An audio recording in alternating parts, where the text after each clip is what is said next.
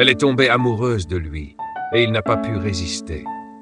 Plus tard, alors qu'ils étaient sur le point de se marier, ils ont découvert qu'ils avaient tous les deux le génotype AS et ne pouvaient pas se marier. Leur famille désapprouvait leur union, mais ces deux amoureux n'étaient pas prêts à renoncer. Déterminés à se battre pour leur amour, ils ont pris une décision audacieuse. Découvrons maintenant ce qui s'est passé. Abonnez-vous à cette chaîne pour ne manquer aucune de nos dernières histoires. Kenneth et Joy étaient amoureux depuis des années. Leur lien était inébranlable, mais leurs parents s'opposaient fermement à leur relation. La raison ? Kenneth et Joy étaient tous deux porteurs du génotype AS, ce qui signifiait que leurs enfants risquaient fortement d'hériter de la drépanocytose, SS. Leurs parents redoutaient la souffrance que leurs futurs enfants pourraient endurer. L'amour seul ne suffit pas à élever un enfant qui souffrira, avertit la mère de Kenneth. Tu ne comprends pas, maman. Nous nous aimons, et l'amour triomphe de tout, répliqua Joy. Malgré les mises en garde de leur famille, ils refusèrent de se séparer. Contre toute attente, ils se marièrent, convaincus que leur amour était plus fort que la génétique. Leurs parents étaient bouleversés et déçus, mais bien qu'ils désapprouvaient leur choix, ils ne les abandonnèrent pas complètement. Ils restèrent en retrait, espérant que leurs enfants n'auraient jamais à affronter la douleur tant redoutée. Pensez-vous qu'ils ont pris la bonne décision? Partagez votre avis dans les commentaires. 1 an après leur mariage, Joy tomba enceinte. Leur famille s'inquiétait, mais lorsque leur petite fille vint au monde, quelque chose de surprenant se produisit. Les médecins confirmèrent qu'elle était AS et non SS. Elle était en bonne santé. « Tu vois, maman, Dieu est avec nous !» s'exclama Kenneth avec fierté. « Nous te l'avions dit, les miracles existent !» ajouta Joy triomphante. Ils étaient persuadés que le destin était de leur côté et qu'ils n'auraient jamais d'enfants atteints de la drépanocytose. Mais ce qu'ils ignoraient, c'est que quelque chose d'inattendu allait se produire. 2 ans plus tard, Joy tomba enceinte à nouveau. Cette fois, elle donna naissance à un petit garçon. Au début, tout semblait aller bien. Mais à seulement 6 mois, le bébé commença à montrer des signes de maladie. Il pleurait sans arrêt, ses mains et ses pieds enflaient. Et il avait des fièvres fréquentes. Inquiets, ils l'emmenèrent à l'hôpital. Après une série de tests, le médecin revint avec une expression grave. « Monsieur et Madame Kenneth, j'ai bien peur que votre fils soit atteint de la drépanocytose. Son génotype est SS. » Les mains de Joy tremblèrent. Kenneth sentit son cœur se serrer. « Non, ce n'est pas possible. Nous avons déjà eu un enfant en bonne santé, » protesta Kenneth. Le médecin soupira. « C'est ainsi que fonctionne la génétique. Chaque grossesse comporte 25% de chances que l'enfant soit SS, 50% de chances qu'il soit AS et 25% de chances qu'il soit AA. Cette fois, la chance n'a pas été de votre côté. » Joy éclata en sanglots, submergée par la culpabilité. À mesure que leur fils Daniel grandissait, sa souffrance s'intensifiait. Presque chaque mois, il faisait une crise drépanocytaire. Un épisode douloureux où ses globules rouges déformés obstruaient la circulation sanguine, provoquant des douleurs atroces dans la poitrine, les bras et les jambes. Son système immunitaire était faible et il souffrait fréquemment d'infections. « Maman, mes jambes me font mal », pleurait Daniel, serrant ses petits membres. Ils passaient d'innombrables nuits à l'hôpital, impuissants face à la douleur de leur fils. Il avait besoin de transfusions sanguines fréquentes, d'antalgiques et de soins spécialisés. Kenneth et Joy étaient épuisés. Ils aimaient leur fils profondément, mais les visites constantes à l'hôpital, les factures médicales qui s'accumulaient et ce sentiment d'impuissance les accablaient. Un soir, alors que Joy était assise au chevet de Daniel, fixant son corps frêle, elle se tourna vers Kenneth avec une expression déchirante. « Kenneth, je n'en peux plus. Voir notre bébé souffrir chaque jour, c'est trop dur, » murmura-t-elle, la voix brisée. Kenneth serra les poings, essayant de retenir ses propres larmes. « Je sais, Joy, je sais, mais que pouvons-nous faire? Nous devons être forts pour lui. Si seulement nous pouvions prendre sa douleur à sa place. » sanglota Joy, passant tendrement ses doigts dans les cheveux de Daniel qui dormait. Kenneth resta silencieux, rongé par la culpabilité. Il voyait le poids de leur choix dans les yeux de Joy, et il savait qu'elle le voyait dans les siens aussi. Mais ce n'était pas le moment pour les regrets. Daniel avait besoin d'eux. Quelques semaines plus tard, Kenneth avait presque tout dépensé pour soigner son fils malade. Les factures médicales ne cessaient de s'accumuler et chaque visite à l'hôpital l'épuisait un peu plus, tant financièrement qu'émotionnellement. Joy pleurait presque chaque nuit, incapable de supporter la souffrance de leur petit garçon. « Kenneth, je n'y arrive plus », sanglota Joy un soir, assise au chevet de leur fils. Chaque jour, il hurle de douleur. Chaque semaine, nous devons l'emmener à l'hôpital. Ce n'est qu'un enfant, il ne mérite pas ça. Kenneth poussa un long soupir, se frottant les yeux fatigués. Il avait vendu la plupart de ses biens, épuisé toutes ses économies et emprunté à des amis juste pour payer les soins médicaux. Mais ce n'était jamais suffisant. Une semaine plus tard, Kenneth était assis seul dans le salon fixant le mur d'un air vide. Son esprit était accablé de regrets. Il se demanda à quoi aurait ressemblé sa vie s'il avait écouté ses parents. Il enfouit son visage dans ses mains et murmura à lui-même « Dans quoi me suis-je embarqué? Si j'avais su, je n'aurais jamais épousé une AS. J'aime Joy, mais jamais je n'aurais imaginé que nous souffririons autant. » Le lendemain, Joy était assise par terre dans le salon jouant avec leur fils Daniel. Pour une fois, il semblait heureux, riant aux éclats tandis que sa mère le chatouillait. Mais soudain, son rire se transforma en une toux faible. Son corps se tendit, ses petites mains se crispèrent, et en quelques secondes, il s'effondra sur le sol. « Daniel! Daniel, réveille-toi » cria Joy en le secouant. Il ne réagissait pas. Sa respiration était faible et sa peau anormalement pâle. La panique l'envahit alors qu'elle le prit dans ses bras et se précipita hors de la maison. À l'hôpital, les médecins agirent rapidement, lui faisant passer des tests et lui administrant de l'oxygène. Une fois stabilisé, l'un des médecins s'approcha de Joy. « Madame Kenneth, nous devons l'admettre immédiatement et commencer une transfusion sanguine en urgence. Mais il y a un problème.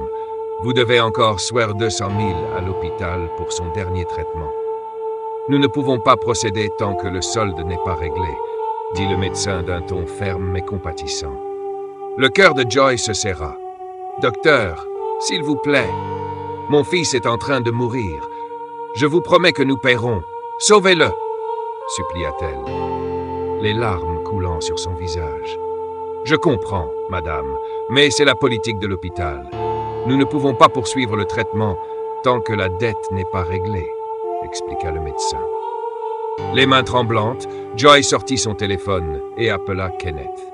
Dès qu'il décrocha, elle s'écria « Kenneth, Daniel s'est effondré. Il est à l'hôpital, mais il refuse de le soigner parce que nous devons encore de l'argent. Que faisons-nous? Nous n'avons plus rien. » Kenneth sentit l'air lui manquer. Son pire cauchemar était devenu réalité. La vie de son fils était en danger et il était totalement impuissant. Il savait qu'il ne lui restait plus un seul naira. Poussé par le désespoir, il fit quelque chose qui allait lui coûter tout ce qu'il possédait. Sans réfléchir à deux fois, il se précipita à la banque et contracta un énorme prêt, 50 millions. Mais dans sa précipitation, il prit une décision risquée. Il utilisa leur maison comme garantie sans en parler à Joy. Lorsqu'il arriva enfin à l'hôpital, il remit l'argent et régla toutes leurs dettes, permettant ainsi à Daniel de recevoir immédiatement les soins nécessaires. Mais au fond de lui, Kenneth le savait. Ce n'était qu'une solution temporaire. Il avait sauvé son fils pour l'instant, mais à quel prix? 6 mois plus tard, le prêt que Kenneth avait contracté était complètement épuisé. Les visites à l'hôpital sans fin, les transfusions sanguines, les médicaments et les traitements d'urgence avaient épuisé chaque dernier naira. Un soir, il était assis dans le salon, regardant fixement le sol. Joy était assise à côté de lui, les mains repliées sur ses genoux, l'inquiétude clairement inscrite sur son visage. Son téléphone sonna. Il jeta un coup d'œil à l'écran, soupira et l'ignora. Joy remarqua. « Kenneth, c'est la 3e fois que ton téléphone sonne aujourd'hui. Qui continue de t'appeler ?» demanda-t-elle doucement. Kenneth secoua la tête. « Ce n'est rien, Joy. Ne t'inquiète pas. » Mais elle n'était pas convaincue. « Tu évites les appels depuis des semaines maintenant. Kenneth, s'il te plaît, dis-moi la vérité. Que se passe-t-il » Il resta silencieux, son visage marqué par le stress et les regrets. Le jour suivant, pendant que Kenneth était sorti, 2 hommes bien habillés arrivèrent chez eux. Joy répondit à la porte, confuse par leur présence.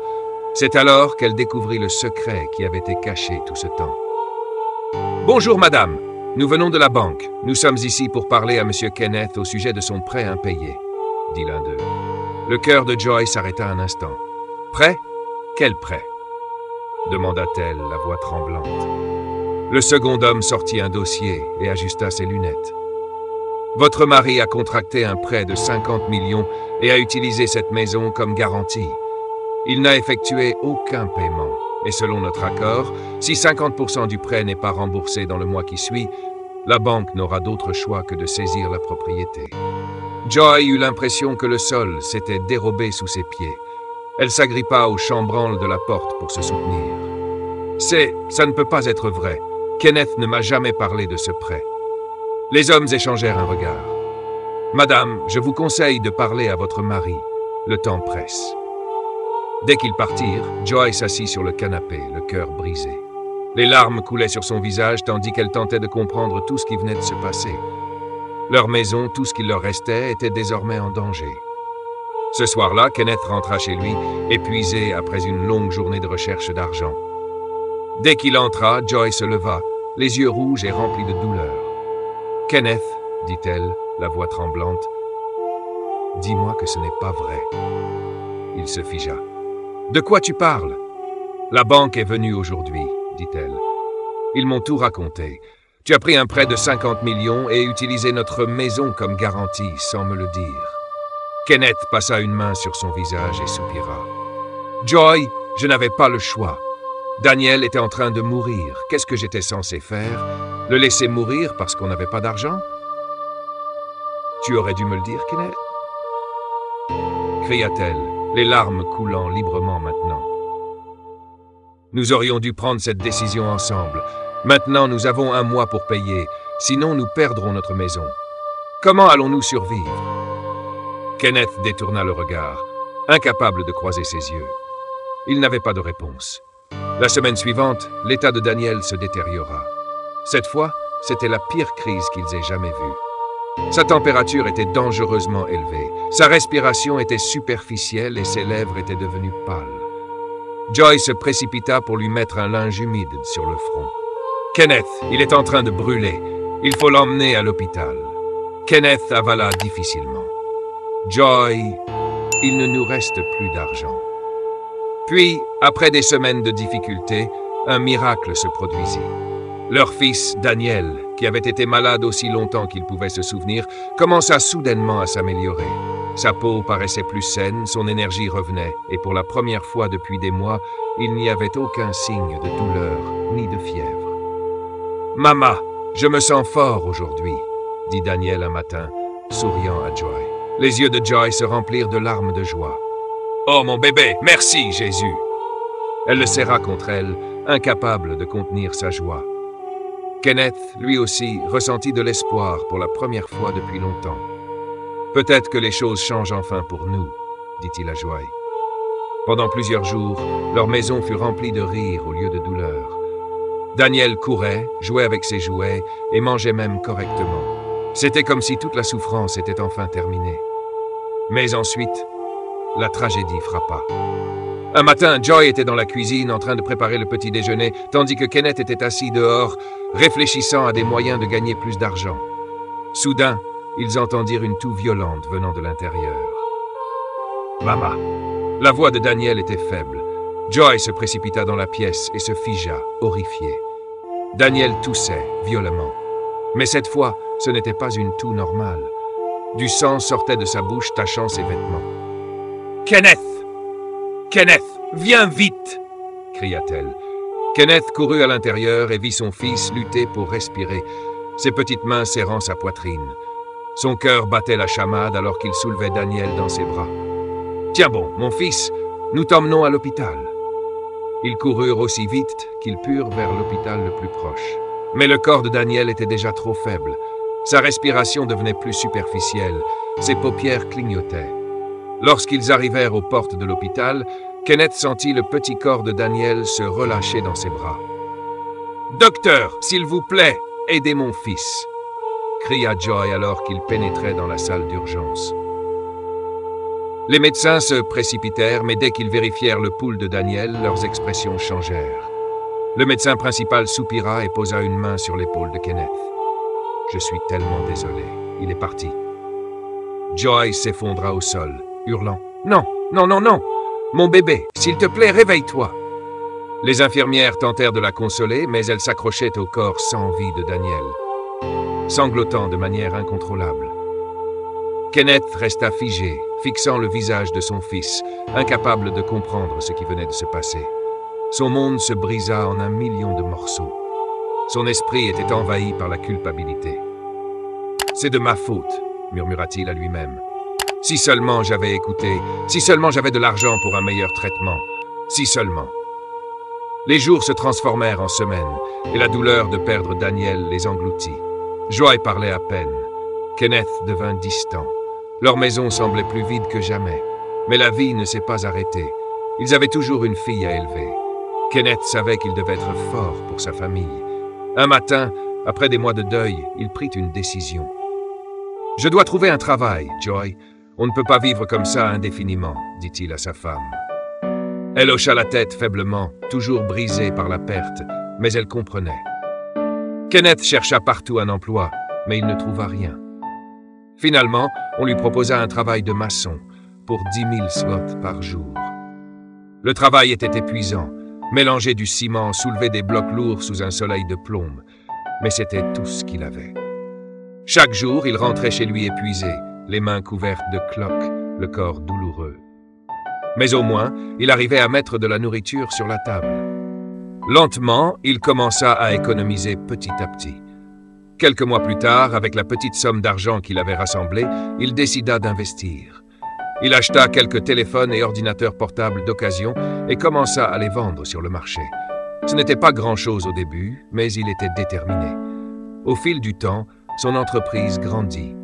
Il réinvestit ses bénéfices, achetant et vendant davantage d'articles. Ce qui avait commencé comme un petit commerce devint quelque chose de plus grand. Kenneth avait perdu tellement de choses, mais il refusait de rester à terre. Son parcours était loin d'être terminé. Il continuerait à avancer, quoi qu'il arrive. Alors, les amis, si vous avez aimé cette histoire, abonnez-vous à cette chaîne pour découvrir nos dernières histoires.